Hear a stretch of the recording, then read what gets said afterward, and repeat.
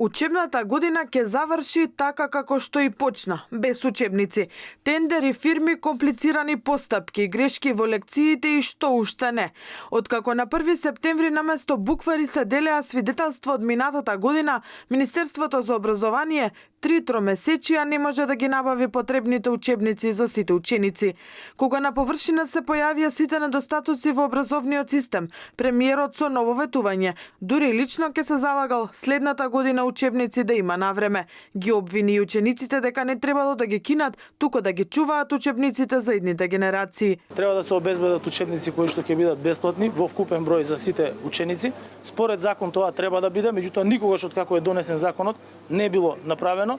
Веќе во буџетот има средства кои што ќе бидат наменети за практично издавање и штампање на учебниците за средно образование, а во буџетот за идната година јас лично ќе се потрудам да бидат обезбедени сите учебници бесплатно за сите ученици и повикувам дека сите ученици треба навистина и да се грижат за тие учебници.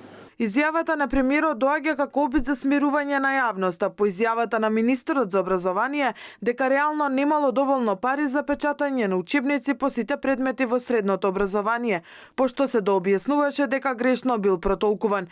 Не мислел да каже дека нема пари, туку дека ќе се одобрувале новите учебници за средно стручно образование, кои потоа етапно ќе се печателе. Опозицијата нема разбирање за правдањата на власта. Обвини дека парите наместо за нови учебници се трошат за набавка на нови автомобили, за скап мебел, за морски плодови и за златни чинии. Од ВМРО ДПМН прашуваат како е можно со буџет од 450 милиони евра за образованието, кое е за 8,4% поголем од ланскиот, ресорното министерство да нема пари за печатање на нови учебници.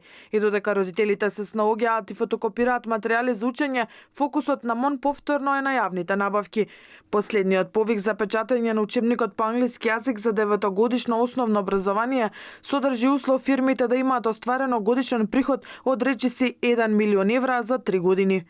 Доказ дека домашниот издавач, законскиот застапник во Македонија има остварано годишен приход од најмалку 20 милиони денари за секоја година поединечно во последните 3, кои се однесува за барањето за одобрување учебник по англиски јазик, односно годишен приход од најмалку 6 милиони денари за секоја година поединечно во последните 3 години за барањето за одобрување учебник по француски, германски, руски и италијански јазик во основното и средното образование. Помалите издавачи реагираат дека ваквиот повик од страна на МОН е дискриминирачки, бидејќи не им се дава можност тие да конкурираат за печатање на учебници.